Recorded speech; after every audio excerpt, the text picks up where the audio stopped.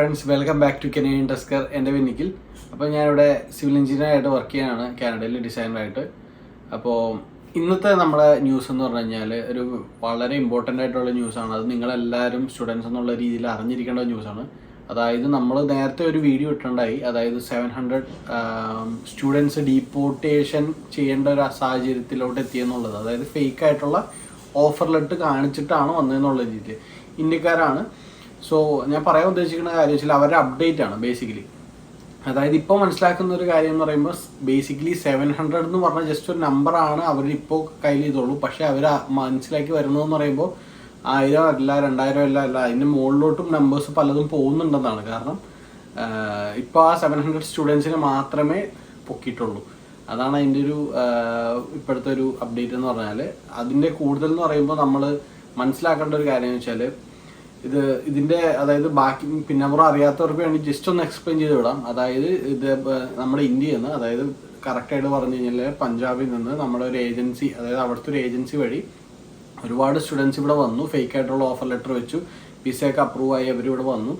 Agent പറഞ്ഞു അതായത് നിങ്ങൾക്ക് കയറാൻ പോകുന്ന കോളേജിൽ സീറ്റ് ഇല്ല, അതായത് അപ്പോൾ സീറ്റ് ഫുള്ളായി, അപ്പോൾ അതുകൊണ്ട് തൽക്കാലം വേണ്ടി നിങ്ങൾക്ക് വേറെ ഓഫർ ലെറ്റർ വാങ്ങിച്ചു തരാമെന്നൊക്കെ പറഞ്ഞിട്ട് അതായത് ഫേക്ക് ആയിട്ടുള്ള ഓഫർ ലെറ്റർ വഴി അവിടെ വന്നു.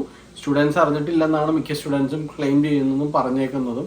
അപ്പോൾ അങ്ങനെ ഒരു സാഹചര്യത്തിലായിരുന്നു. അപ്പോൾ അവർ പഠിച്ചു, അതിൻ്റെ വർക്ക് പെർമിറ്റ് കഴിഞ്ഞു, PR-നൊക്കെ അപ്ലൈ ചെയ്തു. ഏറ്റവും അവസാനം CBSA, അതായത് CBSAയുടെ സെർച്ചിലാണ് ഏറ്റവും അവസാനം മനസ്സിലായത്, PR-ൻ്റെ പ്രോസസ്സിൻ്റെ ഏറ്റവും അവസാനമാണ് മനസ്സിലായത്. അതായത് ഈ പറഞ്ഞ സ്റ്റുഡൻസ് ഒക്കെ ആദ്യമേ ഇനീഷ്യലി കാനഡയിൽ വന്നേക്കുന്നത് ഫേക്ക് ആയിട്ടുള്ള ഓഫർ ലെറ്റർ വഴിയാണ്. അതുകൊണ്ട് അവരെ ഒരു ദിവസം CBSAയുടെ ഓഫീസിലോട്ട് വിളിച്ചിട്ട് അവർക്ക് ഡീപ്പോർട്ടേഷൻ ആയിട്ടുള്ള ഒരു സ്റ്റേറ്റ്മെൻറ്റ് കൊടുക്കുകയാണെന്ന് ചെയ്തതാണെന്ന് നമ്മൾ അറിഞ്ഞത്.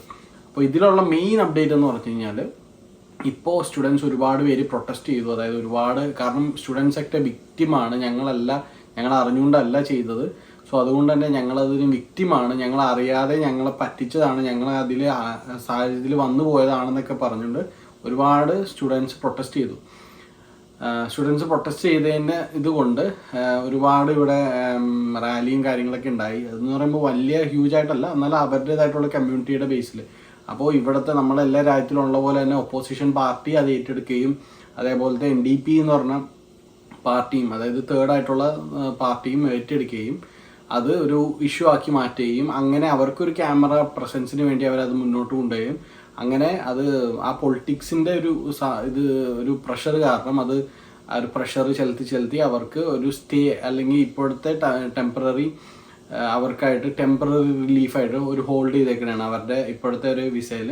അതായത് മനസ്സിലാക്കാൻ ടെമ്പററി ആണ്, അല്ലാതെ അതായത് ഇപ്പോൾ അവരുടെ ഡീപ്പോർട്ടേഷൻ അവർ മാറ്റിയിട്ടല്ല, ടെമ്പററി ആയിട്ടൊരു റിലീഫ് എന്നാണ് ഇപ്പോഴത്തെ നമ്മുടെ ഇമിഗ്രേഷൻ മിനിസ്റ്റർ ആയിട്ടുള്ള ഷോൺ ഫ്രേസർ പറഞ്ഞിരിക്കുന്നത്. നമ്മൾ ഇതിൽ നിന്ന് മനസ്സിലാക്കേണ്ട കാര്യം എന്ന് വെച്ചാൽ ഫോർ സേ ലൈക്ക് നമ്മുടെ നാട്ടിൽ നിന്ന് മലയാളീസാണ് ഇങ്ങനെ വന്നു കഴിഞ്ഞാൽ നമുക്ക് ഇങ്ങനെയാണ്, അല്ലെങ്കിൽ for a group of students ഇങ്ങനെ ആണ് പെട്ടുതരുന്നെങ്കിൽ 100% ഞാൻ ഉറപ്പ് തരാം, കാനഡയിൽ മലയാളി കമ്മ്യൂണിറ്റി പഞ്ചാബീസും അല്ലെങ്കിൽ നോർത്ത് ഇന്ത്യൻസും പോലെ അത്രയും വലിയൊരു കമ്മ്യൂണിറ്റി ഇല്ല. 100% ഉറപ്പാണ്. അവർക്ക് അത്രയും സ്ട്രോങ് ആയിട്ടുള്ള കമ്മ്യൂണിറ്റിയും അവർക്ക് അത്രയും പൊളിറ്റിക്സിൽ പ്രഷർ ചെലുത്താനായിട്ടുള്ള റൂട്ട്സും അവർക്കുള്ളത് കൊണ്ടാണ് അവർക്ക് അത് ചെയ്യാൻ പറ്റിയത്.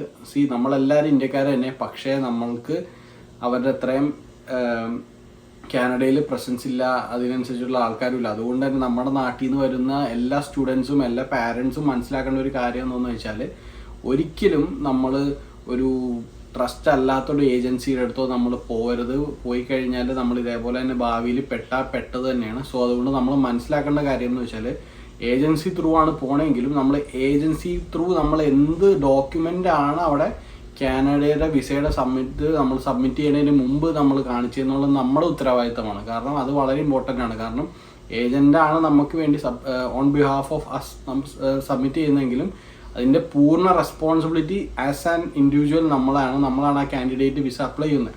അപ്പോൾ അത് മനസ്സിലാക്കേണ്ട ഒരു കാര്യമാണ്. നിങ്ങൾ ഒരു ട്രയൽ ആൻഡ് എറർ നടത്തുന്ന ഏജൻസിക്കാരുടെ അടുത്ത് ഒരിക്കലും ചെന്ന് പെടരുത്. അത്യാവശ്യം റെപ്യൂട്ടഡ് ആയിട്ടുള്ള, അത്യാവശ്യം ഇത് ചെയ്ത് പരിചയമുള്ള ഏജൻസിക്കാരുടെ അടുത്ത് ചെല്ലുക. അല്ലെങ്കിൽ നിങ്ങൾക്ക് പേഴ്സണലി അത്രയും വിശ്വാസം വേണം. നിങ്ങൾ ആ ഡോക്യുമെൻറ്റ്സ് അവർ അപ്ലൈ ചെയ്യും മുമ്പ് നിങ്ങളും കാണണം. അപ്പോൾ നിങ്ങൾ ട്രാൻസ്പെറൻ്റ് ആയിരിക്കുന്ന പോലെ തന്നെ അവർ സബ്മിറ്റ് ചെയ്യുന്ന ഡോക്യുമെൻറ്റ്സും നിങ്ങളെ കാണിക്കാനും അവർക്ക് ബയസാണ്, നിങ്ങൾ റൈറ്റാണ്. സോ അതുകൊണ്ട് നിങ്ങളത് മനസ്സിലാക്കിയും കണ്ട് ചെയ്യുക.